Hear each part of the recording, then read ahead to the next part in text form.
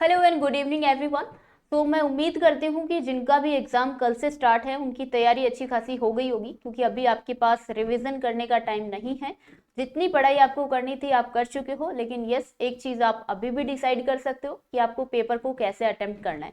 जो 150 क्वेश्चन आएंगे, हर एक क्वेश्चन के लिए आपके पास एक सही स्ट्रेटेजी होनी चाहिए कि आपको क्वेश्चन इस तरीके से अटेम्प्ट करने हैं कि आप कम समय में ज़्यादा से ज़्यादा क्वेश्चन सही बना पाओ। देखो, क्वेश्चन अटेम्प्ट करना हमारा मकसद नहीं होना चाहिए। क्वेश्चन को इस तरीके से अटेम्प्ट करना कि जितने क्वेश्चन हम कर रहे हैं, जो ऑप्शन हम लगा रहे हैं, वो हमारा सही भी हो, क्योंकि आफ्टर ऑल मार्क्स हमें तभी मिलेंगे जब हमारा क्वेश्चन सही होगा। एक डाउट ये भी आता है पेपर 1 और पेपर 2 में कि आरसी के जो क्वेश्चन आते हैं, काफ़ी सारे स्टूडेंट्स क्या करते हैं कि बहुत ज़्यादा उनको टाइम लगता है एक तो आरसी करने में, क्योंकि पैसेज को पढ़ना होता है, फिर क्वेश्चन को पढ़ना होता है, फिर फाइंड आउट करना होता है उन क्वेश्चन के आंसर, और टाइम लगने के बावजूद भी क्वेश्चन सही नहीं होते हैं। तो अगर आपके साथ भी ऐसा होता है तो इस वीडियो को आप जरूर देखें। मैं आप लोगों को ये तो नहीं कहूँगी कि आपको आरसी 1 मिनट में या 2 मिनट में सोल्व करना सिखा दूंगी, क्योंकि ऐसा देखो पॉसिबल भी नहीं है। लेकिन यस, 150 आपके क्वेश्चन आते हैं, 180 आपको मिनट मिलती हैं। अगर आरसी पेपर 1 एंड पेपर 2 दोनों की बात करें तो पेपर 2 में 2 आरसी आते हैं, यानी 10 क्वेश्चन आते हैं, और पेपर 1 में 1 आरसी आता है, 5 क्वेश्चन आते हैं। टोटल हमें 15 क्वेश्चन आरसी के करने हैं। 15 क्वेश्चन आरसी के और डीआई, ये दोनों ही लेंदी क्वेश्चन आते हैं। 15 + 5 ये 20 क्वेश्चन के लिए अगर आप 20 मिनट भी लेते हैं तो भी कोई बुराई नहीं है। इस 20 मिनट में भी आरसी और डीआई को आप अगर सोल्व कर लेते हो तो भी बहुत सही है, क्योंकि इसके बाद भी आपके पास 160 मिनट बच जाएंगी और 150 में से 20 क्वेश्चन माइनस हो जाएंगे। 130 क्वेश्चन के लिए इसके बावजूद भी आपके पास 160 मिनट बच जाएंगे, जो कि इनफ है आपके लिए। 1-2 मिनट में आरसी को सोल्व पढ़ने का ऐसा कोई जादू मंत्र नहीं होता है, आपको पैसेज वगैरह पढ़ना ही पड़ेगा। लेकिन यस, कुछ टिप्स होती हैं, ट्रिक्स होती हैं, जिनके थ्रू आप क्वेश्चन आराम से इजीली बना सकते हो। आपको बहुत ज़्यादा ऐसे नहीं लगेगा कि आप एक आरसी में 10 मिनट 15 मिनट लगा दे रहे हो, ऐसा नहीं होगा। देखो, कुछ पॉइंट्स हैं जो हमारे लिए बेनिफिशियल है, क्योंकि देखो सबसे पहले तो आरसी जब 2 से 3 अटेम्प्ट के पहले आता था तो बहुत लेंदी आरसी आता था, स्क्रोलिंग में इतना ज़्यादा टाइम लग जाता था। लेकिन अभी अच्छी बात यह है कि अभी आरसी काफ़ी शॉर्ट आता है, छोटा सा आरसी आता है। हो सकता है थोड़ा सा टफ लैंग्वेज आए, इजी लैंग्वेज आए, वो तो आपके पेपर पे डिपेंड करेगी, लेकिन शॉर्ट आता है। और पहले ये भी इश्यू आता था कि हिंदी और इंग्लिश लैंग्वेज जो है वो पेज पे, मतलब एक ही पेज पे आती थी। पहले हिंदी वाला पूरा स्क्रॉल करना पड़ता था, फिर इंग्लिश वाला करना पड़ता था, ऐसे बहुत ज़्यादा टाइम कंज्यूम हो जाता था। लेकिन अभी ऐसा नहीं होता है, आप अपनी कन्वीनियंस के हिसाब से अपनी लैंग्वेज को चूज कर सकते हैं। ठीक है। सेकेंड थिंग, ये काफ़ी इंपॉर्टेंट बात मैं आपको बताने वाली हूँ कि 3 आरसी आपको मिलेंगे। कभी भी ये मत सोचना कि आप पेपर में कि हम सबसे पहले आरसी खत्म कर लेते हैं, या फिर तीनों आरसी को आप लास्ट के लिए छोड़ दो कि पहले सारा पेपर सोल्व कर लूँ और लास्ट में जो टाइम बचेगा उसमें मैं आरसी सोल्व करूंगा या करूंगी। ये आपका बिल्कुल सही डिसीजन नहीं होगा मेरे अकॉर्डिंग। मैंने पहले भी बताया था, तीनों आरसी हम एक साथ सोल्व नहीं कर पाते, हमारा दिमाग उस तरीके से काम नहीं करेगा एग्जाम हॉल में। आप इनको हमेशा गैप में अगर सोल्व करोगे तो आपके लिए अच्छा होगा, आपका माइंड रिलैक्स होगा थोड़ा। क्योंकि स्टार्टिंग के अगर आप 20 से 25 क्वेश्चन करिए और उसके बाद आप एक आरसी सोल्व करिए, चाहे पेपर 1 का हो पेपर 2 का हो, अगेन आप फिर से 20 से 25 क्वेश्चन करते हैं, फिर आप अगेन आरसी सोल्व करते हैं, तो इस तरीके से अगर आप आरसी सोल्व करोगे तो आपका माइंड पजल नहीं होगा और आपको पता भी नहीं चलेगा कि कब आपने 15 क्वेश्चन सही कर दिए। कैसे आपको आरसी के क्वेश्चन करने हैं ये मैं आगे आपको एग्जाम्पल के साथ समझाने वाली हूँ। लेकिन ये गलती मत करना कि स्टार्टिंग में या फिर सबसे लास्ट में हम आरसी कर रहे हैं। कोशिश करो कि बीच बीच में साथ साथ में हम लेके चल रहे हैं बाकी क्वेश्चन के साथ। तो अब देखिए, यहाँ पे एक पैसेज दिया गया है। वैसे ये सेट के एग्जाम का पेपर है, गुजरात सेट का पेपर है, उसमें आरसी दिया गया है। यहाँ पे जो इस पैसेज की लेंथ दी गई है, जितने लाइन का दिया गया है, लगभग इतना ही आपके यूजीसी नेट के एग्जाम में अभी देखने को मिलता है, बहुत लंबा चौड़ा नहीं आएगा। सबसे पहला काम आपको क्या करना है, जैसे कि स्टार्टिंग के 30 सेकेंड, मैं 30 मिनट नहीं बोली, स्टार्टिंग के 30 सेकेंड 30 सेकेंड आपको करना है कि इस पैसेज को ऐसे फास्ट फास्ट पढ़ना है हर एक लाइन को। और आपको ये बात समझ में आ जानी चाहिए कि पैसेज किसके रिगार्डिंग दिया गया है, किस टॉपिक के रिगार्डिंग आपका पैसेज यहाँ पे है, उसकी थीम क्या है, इतना आपको पता चल जाना चाहिए। जैसे कि ये जो पैसेज है इसको पढ़ के थोड़ा थोड़ा आइडिया आपको लग जाएगा 30 सेकंड में कि ओजोन के रिगार्डिंग ये जो आपका पैसेज है वो दिया गया है, ठीक है।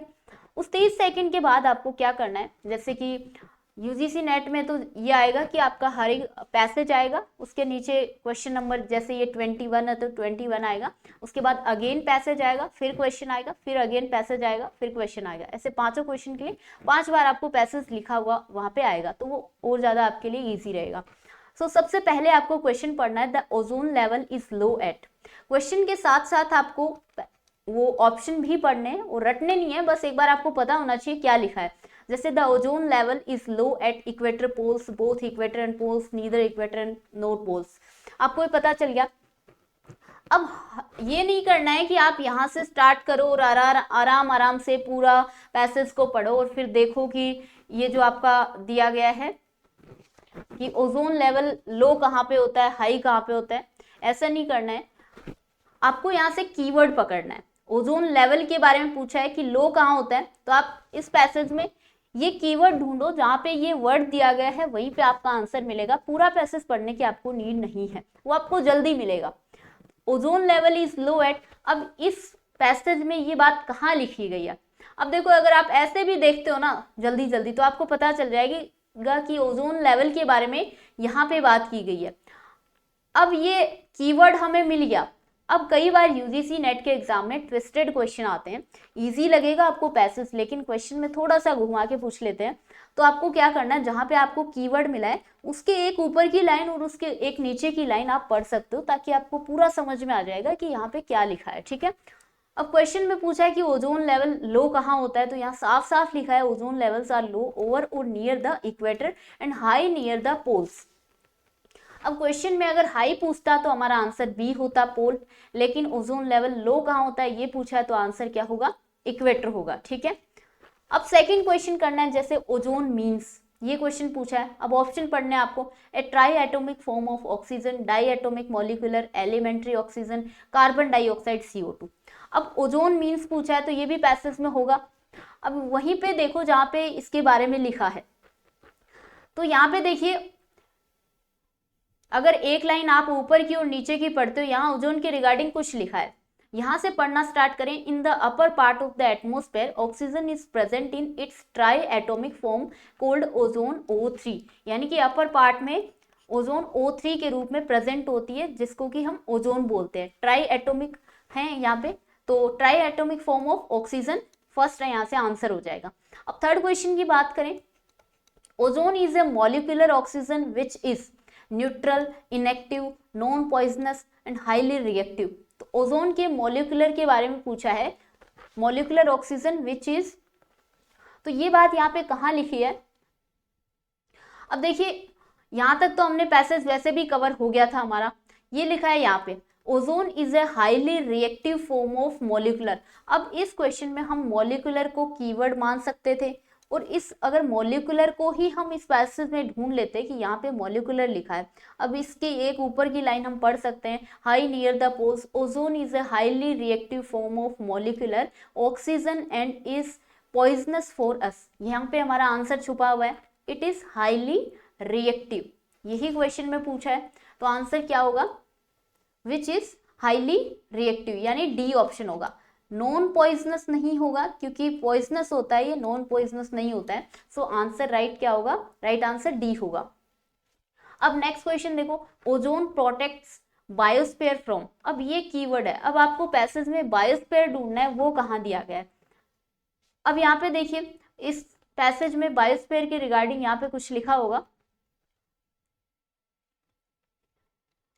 But we protected. अब आपको ये आप ऐसे भी करके देखोगे तो आपको वर्ड मिल जाएगा बायोस्फीयर कहाँ दिया गया है।